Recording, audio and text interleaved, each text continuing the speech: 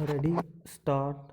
Science ਦੇ ਇਸ ਯੁੱਗ ਵਿੱਚ ਬਿਜਲੀ ਦੀ ਕਾਢ ਨਾਲ ਮਨੁੱਖ ਨੂੰ ਜਿਹੜੇ ਸੁੱਖ, ਆਰਾਮ ਤੇ ਸਹੂਲਤਾਂ ਪ੍ਰਾਪਤ ਹੋਈਆਂ ਹਨ, ਉਹ ਇੰਨੀਆਂ ਜ਼ਿਆਦਾ ਤੇ ਪ੍ਰਭਾਵਸ਼ਾਲੀ ਹਨ ਕਿ ਉਹਨਾਂ ਦਾ ਸਹੀ ਬਿਆਨ ਕਰਨਾ ਇੱਕ ਬਹੁਤ ਕਠਿਨ ਕੰਮ ਹੈ। ਡੰਡੀ ਬਿਜਲੀ ਕਿਸੇ ਦੇਸ਼ ਦੀ ਆਰਥਿਕ, ਸਮਾਜਿਕ ਅਤੇ ਸਮੁੱਚੀ ਰਹਿਣੀ-ਬਹਿਣੀ ਨੂੰ ਉੱਨਤ ਕਰਨ ਵਿੱਚ ਮੂਲ ਸੋਮਾ ਗਿਣੀ ਗਈ ਹੈ। ਡੰਡੀ ਇਹ ਵੀ ਸੱਚ ਹੈ ਕਿ ਜਿਨ੍ਹਾਂ ਦੇਸ਼ਾਂ ਨੇ ਸਾਰਿਆਂ ਪੱਖਾਂ ਤੋਂ ਤਰੱਕੀ ਕੀਤੀ ਹੈ, ਉਨ੍ਹਾਂ ਨੇ ਪਹਿਲਾਂ ਆਪਣੇ ਬਿਜਲੀ ਸਾਧਨਾਂ ਨੂੰ ਮਜ਼ਬੂਤ ਕੀਤਾ ਹੈ। ਡੰਡੀ ਬਿਜਲੀ ਦੀ ਮਦਦ ਨਾਲ ਹਸਪਤਾਲਾਂ ਵਿੱਚ 24 ਘੰਟੇ ਆਪਰੇਸ਼ਨ ਹੁੰਦੇ ਰਹਿੰਦੇ ਹਨ, ਜਿਸ ਨਾਲ ਉਹ ਲੱਖਾਂ ਜਾਨਾਂ ਬਚਾਈਆਂ ਜਾ ਰਹੀਆਂ ਹਨ, ਜਿਹੜੀਆਂ ਬਿਜਲੀ ਦੀ ਅਣਹੋਂਦ ਕਾਰਨ ਜ਼ਾਇਆ ਹੋ ਜਾਂਦੀਆਂ ਹਨ। ਡੰਡੀ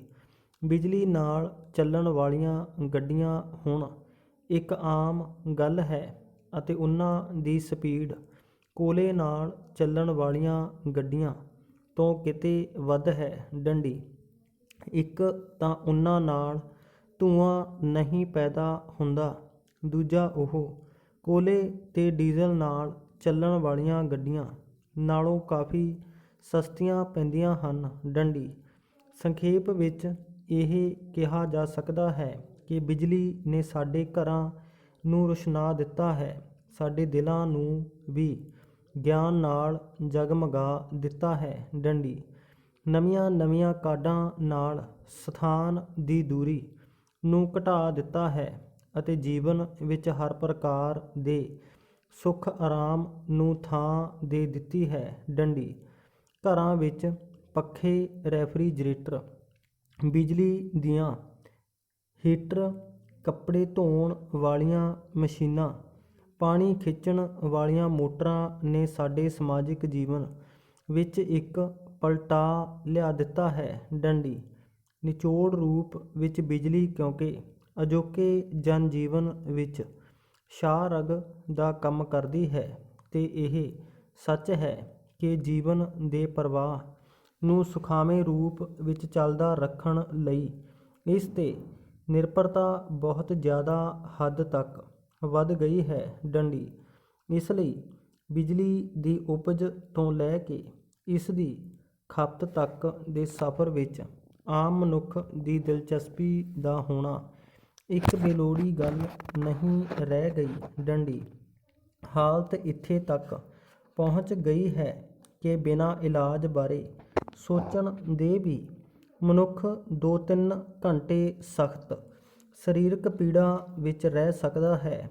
2 ਦਿਨ ਰੋਟੀ ਨਾ ਖਾਏ ਤਾਂ ਵੀ ਉਹ ਕੱਟ ਗੁਜ਼ਰਦਾ ਹੈ, ਪਰ ਜੇਕਰ ਉਸਨੂੰ ਬਿਜਲੀ ਤੋਂ ਬਿਨਾਂ ਕੁਝ ਪਲ ਬਿਤਾਉਣੇ ਪੈ ਜਾਣ ਤਾਂ ਉਸ ਦੀ ਪਰੇਸ਼ਾਨੀ ਇਤਨੀ ਵੱਧ ਜਾਂਦੀ ਹੈ ਕਿ ਬਿਜਲੀ ਦੀ ਅਣਹੋਂਦ ਤੋਂ ਬਿਨਾਂ ਉਸਨੂੰ ਹੋਰ ਕੁਝ ਸੁੱਝਦਾ ਹੀ ਨਹੀਂ। ਡੰਡੀ ਇਵੇਂ ਕਿਹਾ ਜਾ ਸਕਦਾ ਹੈ ਕਿ ਬਿਜਲੀ ਉਸਦੇ ਅਨੁਸ਼ੰਗਕ ਪ੍ਰਾਣ ਹਨ। ਡੰਡੀ ਬਿਜਲੀ ਦੀ ਜੀਵਨ ਵਿੱਚ ਇਤਨੀ ਭਾਰੀ ਮਹੱਤਤਾ ਤੋਂ ਭਲੀ ਪ੍ਰਕਾਰ ਸੁਚੇਤ ਹੋਣ ਕਾਰਨ ਪੰਜਾਬ ਰਾਜ ਬਿਜਲੀ ਬੋਰਡ ਅਣਥੱਕ ਉੱਦਮਾਂ ਤੇ ਨਿਰੰਤਰ ਪ੍ਰਯਤਨਾਂ ਦੁਆਰਾ ਹਰ ਹੀਲਾ ਵਰਤ ਰਿਹਾ ਹੈ। ਡੰਡੀ ਜਿਸ ਦੁਆਰਾ ਵਧੇਰੇ ਤੋਂ ਵਧੇਰੇ ਮਾਤਰਾ ਵਿੱਚ ਵੱਧ ਤੋਂ ਵੱਧ ਸਮੇਂ ਲਈ ਪੰਜਾਬ ਵਾਸੀਆਂ ਨੂੰ ਬਿਜਲੀ ਸਪਲਾਈ ਕੀਤੀ ਜਾ ਸਕੇ। ਡੰਡੀ ਵਧੇਰੇ ਉਪਜ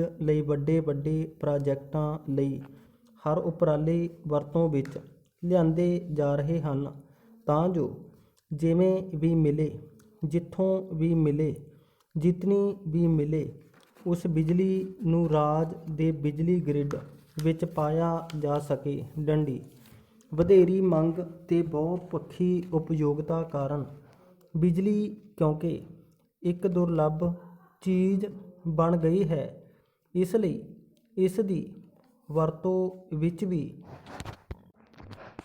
ਸਾਨੂੰ ਸੰਜਮ, ਸੰਕੋਚ, ਸਮਝਦਾਰੀ ਤੇ ਬੱਚਤ ਤੋਂ ਕੰਮ ਲੈਣਾ ਚਾਹੀਦਾ ਹੈ। ਡੰਡੀ ਇਸ ਮੰਤਵ ਦੀ ਪੂਰਤੀ ਲੋਕਾਂ ਨੂੰ ਬਿਜਲੀ ਦੀ ਸਥਿਤੀ ਦੱਸ ਕੇ ਬਿਜਲੀ ਦੀ ਅਸਲ ਮੰਗ ਤੇ ਮਿਲਣ ਯੋਗਤਾ ਬਾਰੇ ਵੱਖ-ਵੱਖ ਢੰਗਾਂ ਦੁਆਰਾ ਜਾਣਕਾਰੀ ਦੇ ਕੇ ਉਹਨਾਂ ਨਾਲ ਨਿਰੰਤਰ ਸੰਪਰਕ ਸਥਾਪਿਤ ਕਰਕੇ ਕੀਤੀ ਜਾ ਸਕਦੀ ਹੈ। ਡੰਡੀ ਭਾਵੇਂ ਬਿਜਲੀ ਦੀ ਵਰਤੋਂ ਦੀ ਆਵਸ਼ਕਤਾ ਬਾਰੇ ਅਸੀਂ ਪਹਿਲਾਂ ਹੀ ਸੁਚੇਤ ਹਾਂ, ਪਰ ਇਸ ਦੀ ਵਰਤੋਂ ਵਿੱਚ ਵਰਤੀ ਗਈ ਅਣਗਹਿਲੀ ਦੇ ਗੰਭੀਰ ਪਰਿਣਾਮਾਂ ਨੂੰ ਕਈ ਵਾਰੀ ਗੰਭੀਰਤਾ ਨਾਲ ਨਹੀਂ ਲਿਆ ਜਾਂਦਾ, ਜਿਸ ਦੇ ਫਲਸਰੂਪ ਖਿਣ ਵਿੱਚ ਹੀ ਕੀਮਤੀ ਜ਼ਿੰਦਗੀਆਂ ਤੇ ਬਹੁਮੁੱਲੀਆਂ ਸੰਪਤੀਆਂ ਦਾ ਦਰਦਨਾਕ ਅੰਤ